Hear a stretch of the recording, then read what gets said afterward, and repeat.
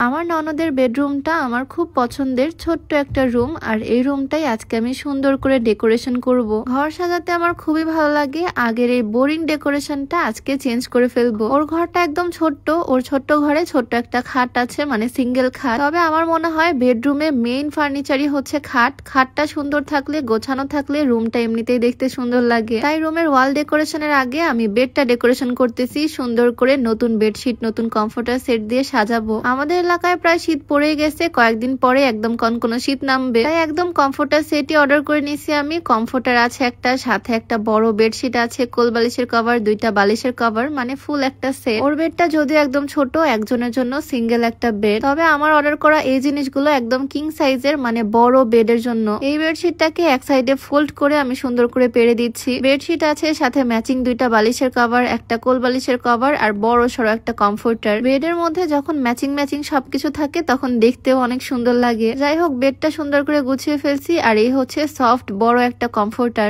আগে আমরা শীতে লেপ কম্বল ইউজ করতাম, বাট যেদিন থেকে কমফোর্টার ইউজ করা শিখছি তারপরে থেকে প্রত্যেক শীতে কমফোর্টার ইউজ করি। ফুল এই কমফোর্টার সেটটা আমি নিয়েছি রিস্ট ফেসবুক পেজ থেকে। তাদের পেজটা আমি ডেসক্রিপশনে মেনশন করে দিব, তোমরা চাইলে পেজটা ভিজিট করে আসতে পারো। আরো অনেক কালারে, অনেক ডিজাইনের কমফোর্টার সেট তাদের পেজে পাবা তোমরা। যাই হোক, বিছানা গোছানো আমার কমপ্লিট। আর এখন ওয়ালের ডেকোরেশনটা চেঞ্জ করব। আগের ডেকোরেশনটাও আমি নিজ হাতে করছিলাম, তবে আগের ডেকোরেশন প্রায় বছর পার হয়ে গেছে। এখন নতুন ডেকোরেশন করব। আগেও লাইট দিয়ে ডেকোরেশন করছিলাম, তবে এইবারের লাইট গুলো নিচে একদম অন্যরকম প্যাটার্নের। ওর রুমটা দক্ষিণমুখী, সেজন্য সব সময় খুবই সুন্দর আলো বাতাস আসে। আর এই কারণে ওর ঘরটাও আমার অনেক পছন্দ। ছোটখাটো কিউট একটা রুম। আগের ডেকোরেশন সব খুলে ফেলতেছি। এই লাইট গুলো যদিও এখনো ভালো আছে, এগুলো অন্য জায়গায় ডেকোরেট করব। এবারে লাইট গুলোর সাথে সুন্দর পাতা পাতা ডিজাইন করে দেওয়া আছে। এগুলো লাগালে আরো বেশি সুন্দর লাগবে ওর বেডরুমটা দেখতে। কোনা ভাবে বেডের দুই সাইডে দিয়ে দেওয়ার চেষ্টা করতেছি, তবে এটা দিয়ে কভার হবে কিনা বুঝতেছি না। ওয়ালের পেরেকগুলোর সাথে সুন্দরভাবে আমি সেট করে দিচ্ছি। আসলে বেডরুমটা গোছানো থাকলে, ঘর বাড়ি পরিপাটি সাজানো গোছানো থাকলে নিজের কাছেও খুবই ভালো লাগে। লাইটটা যদিও অনেক বড়, তবে ফুল খাটটা কভার করতেছে না, তাই আমি একটা জায়গায় পেরেক লাগিয়ে দিলাম আর সুন্দরভাবে এই লাইটটা সেট করে দিলাম। এই যে আমার লাইট সেট করা কমপ্লিট।